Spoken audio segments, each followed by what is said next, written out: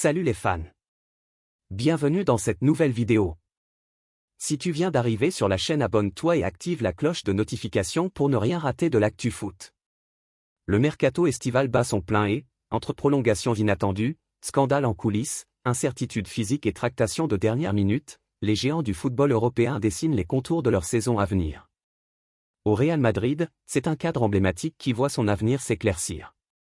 De l'autre côté de l'Atlantique, Lionel Messi cristallise toutes les tensions à l'approche du All-Star Game, tandis qu'en Italie, Dusan Vlahovic fait l'objet d'une double offensive.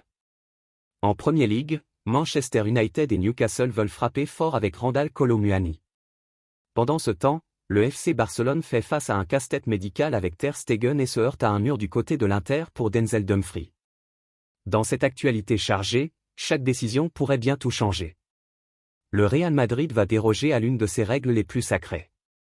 Historiquement, la Maison-Blanche n'offre qu'une prolongation d'1 an de contrat pour ses joueurs trentenaires. Thibaut Courtois va être l'exception à la règle. En effet, sous contrat jusqu'en 2026 avec les Merengues, le gardien belge de 33 ans va finalement être prolongé dès cet été. Ainsi, comme l'affirme The Athletic, l'ancien de Chelsea va être sous contrat avec le Real jusqu'en 2027 et va briser la règle du Real au sujet de ses joueurs trentenaires en étant sous contrat pour les 2 prochaines saisons. Une extension de bail qui est logiquement assortie d'une augmentation du salaire perçu par l'un des meilleurs gardiens de l'histoire. Lionel Messi est incontestablement la tête d'affiche du All-Star Game 2025 de la MLS, prévu le 23 juillet à Austin face à une sélection de la Liga MX. Mais à quelques jours de l'événement, un doute persiste sur sa présence, provoquant colère et frustration chez de nombreux supporters. Entre attentes démesurées, billets vendus à prix d'or et incertitudes liées à la gestion physique du joueur, l'ambiance autour de la star argentine est déjà électrique.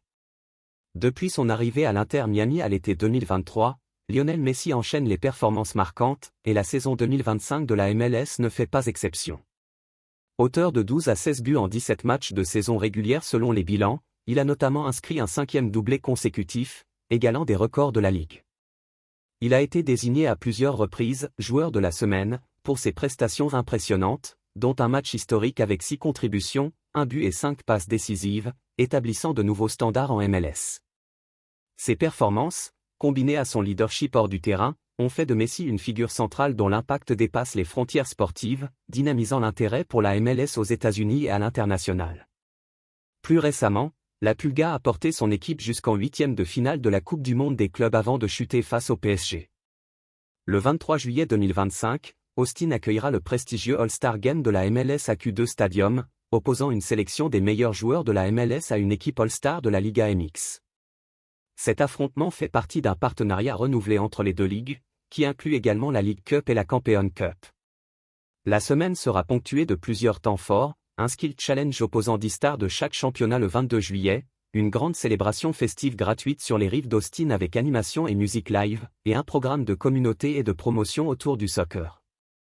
Le match sera diffusé en direct via le MLS Season Pass sur Apple TV en anglais, espagnol et français, garantissant une portée mondiale à cet événement symbolique de la rivalité nord-américaine. Un événement traditionnel et très populaire dans les sports américains que Lionel Messi va peut-être louper. Les fans de la MLS ont massivement voté pour Lionel Messi dans l'équipe All-Star, emmenant Inter Miami à figurer parmi les attractions majeures du match contre le meilleur de la Liga MX. Beaucoup ont acheté des billets très chers entre $193 et plus de $800 sur le marché secondaire pour avoir la chance unique de le voir briller. Lorsqu'un joueur annoncé comme la star du spectacle risque de ne pas jouer, cela engendre un sentiment d'attraper par-dessus en trompe-l'œil. Selon les informations de ESPN, des fans se sentent trahis, en particulier après avoir dépensé une somme importante pour l'événement. Les joueurs sont convoqués, j'aimerais qu'ils puissent se reposer, mais ce n'est pas à moi de décider. Je sais l'importance du All-Star Game, et à ma connaissance, le club n'a pas encore pris de décision, tout se déroule normalement. Concernant les blessures, je ne suis pas un spécialiste. Cela m'inquiète clairement, car au final, l'équipe a souffert de nombreuses blessures musculaires tout au long de la saison. L'entraîneur Javier Mascherano a clairement indiqué que, bien qu'il respecte la sélection de Messi, il préférerait qu'il prenne du repos en plein milieu de la saison régulière. Les critiques s'ajoutent à un historique de gestion ultra prudente du temps de jeu de Messi, qui joue habituellement moins de la moitié des matchs de saison chez Miami, à peine 55% des rencontres en 2024, l'intensité des matchs que nous avons disputés, surtout ces derniers mois et demi, a été très élevée.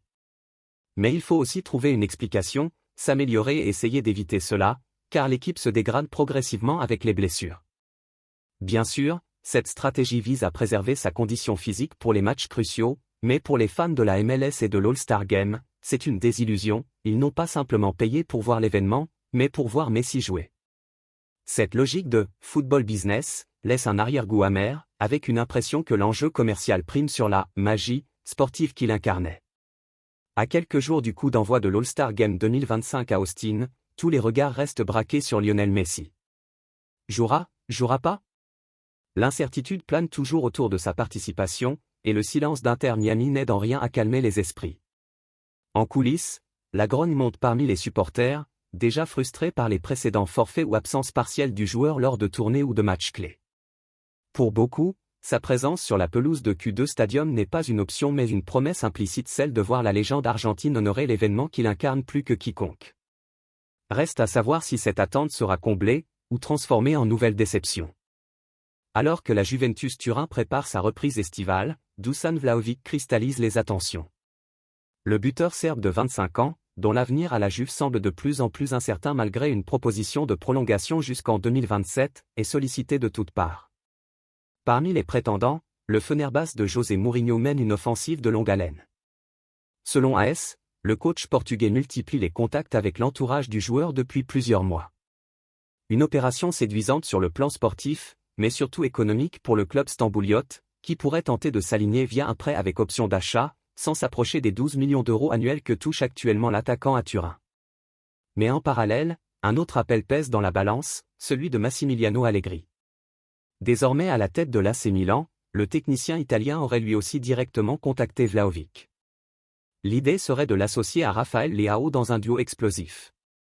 Le Milan aurait proposé un salaire de 6 millions d'euros par an, bonus inclus selon ses performances. Si cette offre reste loin de ses émoluments turinois, elle relance l'attrait du projet sportif.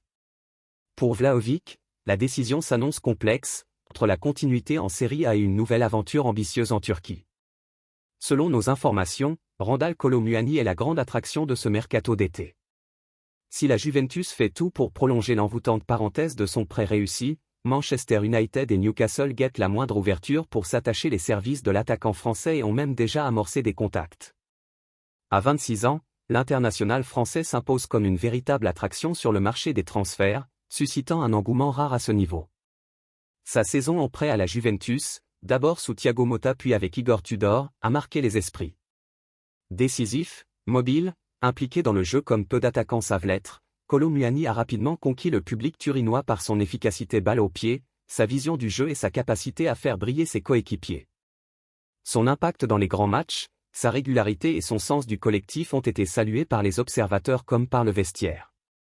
À Turin, tout le monde s'accorde à dire que son passage n'a pas seulement été réussi, il a été convaincant, enthousiasmant et porteur d'espoir pour l'avenir.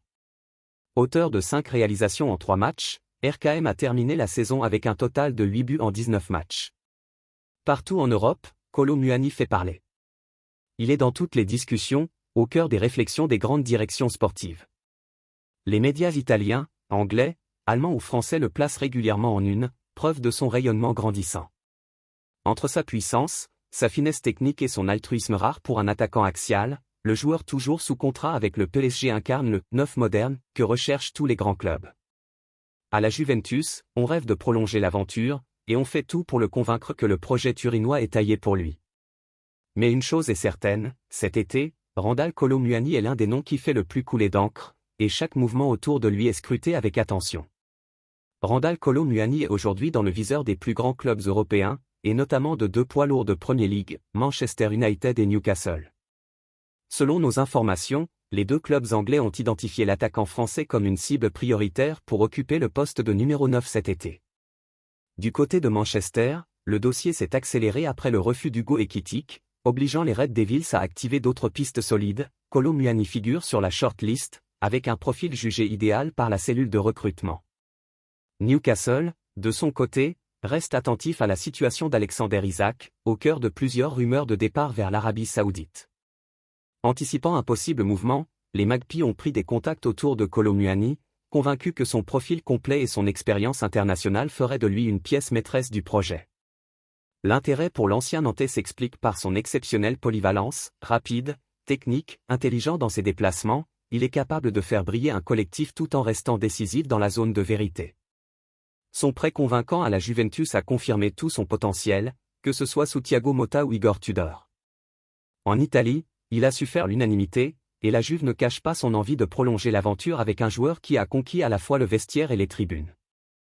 Les clubs intéressés devraient ainsi passer à l'offensive dans les prochains jours, mais une chose est sûre, tout le monde s'arrache Randal Kolo Muani sur ce mercato d'été. Le FC Barcelone reste dans l'attente d'une décision définitive concernant Marc-André Ter Stegen, toujours gêné par des douleurs dorsales persistantes. Le gardien allemand poursuit actuellement sa rééducation en salle de sport à la Ciutat Esportiva de San Joan d'Espí, depuis le lundi 14 juillet. Une opération est sérieusement envisagée dans les prochaines semaines, ce qui pourrait l'éloigner des terrains pendant environ 4 mois. Si cette option chirurgicale se confirme, Ter Stegen libérerait 80% de son salaire du calcul du fair play financier en Liga, ce qui faciliterait l'inscription de Joan Garcia, le nouveau gardien espagnol du Barça. Toutefois, il continuerait à percevoir son salaire. Dans ce cas de figure, la FIFA pourrait prendre en charge une partie importante de sa rémunération via son programme de protection des clubs. L'instance internationale indemniserait donc le Barça à hauteur de 20 548 € par jour, soit environ 2 millions d'euros par mois, à condition que la blessure soit reconnue comme consécutive aux 2 matchs de Ligue des Nations disputés avec l'équipe nationale allemande. Selon Mundo Deportivo, le club blaugrana a informé la FIFA de l'apparition des douleurs dorsales du joueur, attribuées à ses dernières sorties avec la Mannschaft. Pour rappel, le Barça a déjà profité de ce programme après les graves blessures de Gavi avec l'Espagne en novembre 2023 et de Ronald Araujo avec l'Uruguay durant la Copa América en juillet 2024.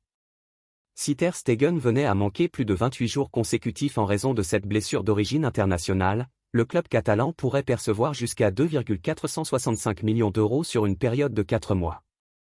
Le plafond maximal de ce programme est fixé à 12 mois pour un montant total de 7,5 millions d'euros. Ces blessures à répétition lui ont coûté sa place de numéro 1, un départ cet été est aussi envisageable. Manchester United accepte une proposition de prêt avec également une clause d'option d'achat incluse dans l'accord pour Rashford. Accord verbal en place avec les derniers détails réglés sur le salaire du joueur et les conditions de paiement de l'option d'achat, le Barça a déjà commencé à planifier son examen médical. Man United va autoriser Marcus à voyager bientôt. Le directeur du Barça déco dessus, Hansi Flick a aussi dit oui. Rashford ne voulait Barcelone que depuis janvier. Marcus Rashford a décidé de faire confiance à Barcelone et n'exigeant pas de garantie sur l'enregistrement pour son transfert de prêt au club. Rashford voulait seulement le Barça, n'acceptant aucune autre proposition alors que le Barça était sur le marché d'un ailier. L'accord est maintenant dans le processus officiel, étapes habituelles car Rashford va bientôt voyager pour des soins médicaux et signer.